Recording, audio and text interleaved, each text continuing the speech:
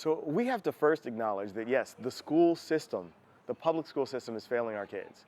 Uh, it's Some kids are doing all right, other kids are being left behind. When you have some schools with more than 75% of the student population that's performing below grade level, we have to recognize that we're doing some things wrong and that improvements are necessary. More resources are needed to help our kids move from below grade level to grade level and beyond so that they can fulfill their full potential. Um, the school district, in terms of the closures, has proposed that we consolidate schools in order to increase our economies of scale and our efficiency.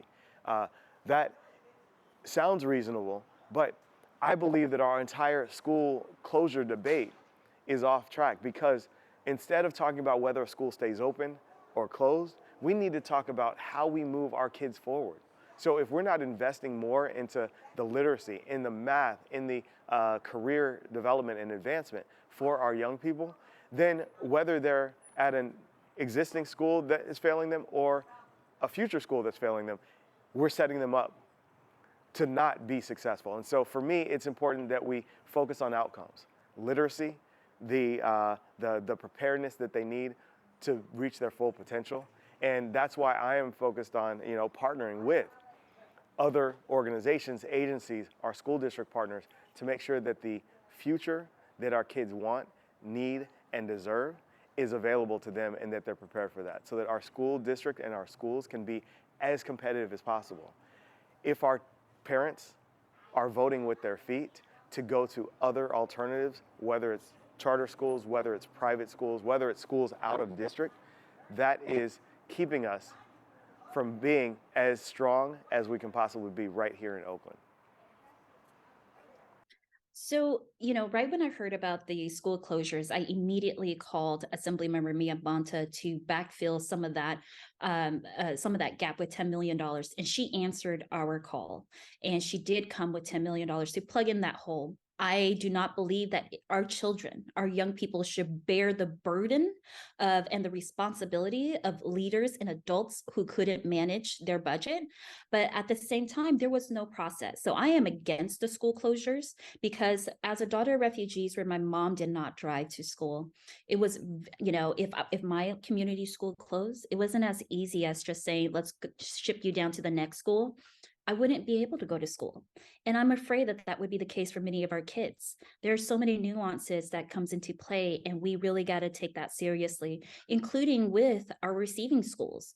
We have to ask the question, are our receiving schools ready for the influx of kids coming in, right? Are the teachers prepared? Are there classrooms that are going to be ready? Are the parents there prepared for, instead of 35 students, but having 40 to 45 students?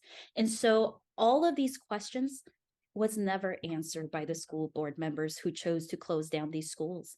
And it is irresponsible. And so I, as Oakland's next mayor, will be working closely with OUSD to ensure that our children are put at the forefront and that the resources they need to be successful, including whether it's transportation or understanding of what works best for them, will be put not only at the forefront, but be part of the conversation because their voices were definitely left out this time.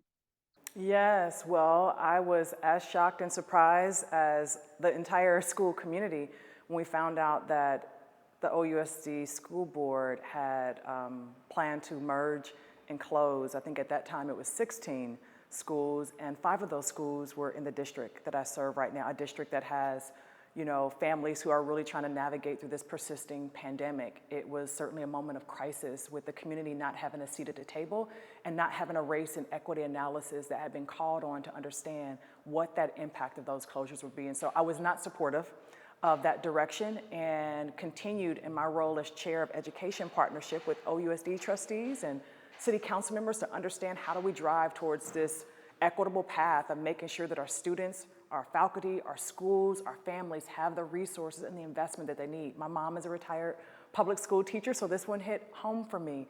As council, we work to eliminate the debt, and there's more opportunity. There's Measure S on the ballot. I just got to share this because I co-authored this measure with Councilmember Cobb, and it's to make sure that every parent is empowered with a voice and a vote in who they lead out, determining will serve as their school board trustees. And so it will give non-citizens, legal parents, and guardians, which is a very diverse group of community members, that opportunity if voters move that measure forward on November 8th, Measure S.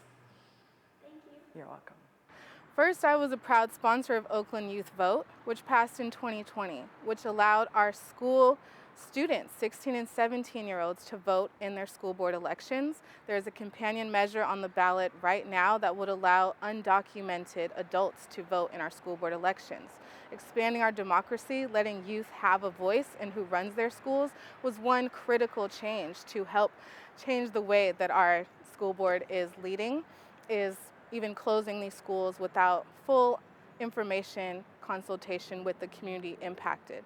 I have the majority of the school board candidates running on No Cuts, No Closures, endorsing this campaign, but also partnering with me. We're talking to voters about the important need to have a real strong united front between the city's leadership as mayor, as well as our school board members. We have to serve the same residents, the same youth, the same students. As mayor, we need to be fighting for a just budget, not just at the city level, but at the school board level, as well as our state, who helps fund our schools. I also want to ensure that we're providing our city services of cleaning our parks, opening our recreation centers, having youth employment programs, having youth trainings and healing and opportunities for them to learn nonviolent communications, making sure that we have trauma-informed care, mental health services, but also access to arts and culture. Those are all things I'm committing to helping work with our next school board elected members to achieve for all of Oakland, so that we can have high quality schools, high quality public education, and youth opportunities. I am a product of a high investment in youth in a very specific era of Oakland, and want other Oakland youth to have the same things that I did. We should have a mayor's education summit. We would call in all of the key stakeholders, parents, students, the unions, the staff, and have a real conversation about how to resource all of our schools. The school closures should be subject to a moratorium. We shouldn't close any more schools until we actually have a conversation as a community, and then we can begin to solve this challenge. Yes, it's important that the mayor continue to work closely with the school board to provide quality education that's accessible to our students in Oakland. The reason that the schools were closed is that we had a very low enrollment level, and that we had a lot of students in charter schools and private schools, and not nearly enough schools in Oakland Unified School District. So we need to be able to restore confidence to those schools so parents want to send their children there. We have to come to grips with the harsh reality that if you continue to underpay teachers and you don't have good conditions of education, it's going to be hard to keep qualified and attract qualified teachers to Oakland Unified School District, who are paid, not only paid much less than their counterparts, but are facing higher costs of living in any other surrounding areas. The combination of two leaves a drained talent pool and low morale. In order to fix that, we're going to have to convince people to come back to public schools. We're going to have to recreate these current schools that were forced to close due to low enrollment, to make sure that they're maintaining ties to the community. A great example is Parker Elementary that was previously occupied. Parker Elementary's occupation came to an end today, which is Friday, October 7th. And the deal that they made was they would use it as the community center, adult education, enrichment center, and some other really creative ideas to make sure that that building and that infrastructure stays open and accessible to Oakland's youth and community. So those are the things that we need to do as we think outside the box. And as mayor, I will continue to support the school board by being present, being creative in my thought and ideas, but also listening and seeing what help that we can provide them in their services.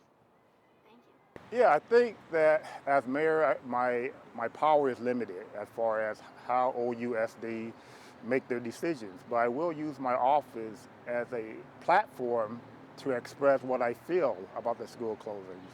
And I find it appalling that our students, particularly those black and brown students, I feel appalling that them and their parents have to bear the brunt of the decisions, of the fiscal decisions of others. I mean, why should our students be shortchanged because there's a financial shortfall in our system? So as mayor, I will express my views on a regular basis that this is wrong. These schools are closed. The schools that are closing the most vulnerable areas, and they're affecting the most vulnerable students. And the parents of these students and the students should not pay the price of this financial shortfall. Well, as I understand it, the majority of the school board right now favors privatization of public education. And so I would not be working with them. I would be working to oppose them. And I know that Libby Schaaf has close links with school privatizers. Also, you have to think about any candidate that basically supports trickle-down economics, that basically supports the idea that, you know, we have to help Oakland businesses make profit. I'm thinking of people like Ignacio de la Fuente. Any candidate like that will end up inevitably supporting school privatization. So we need a campaign to stop school closures, to increase the budget for public education, and to reverse privatization of public education.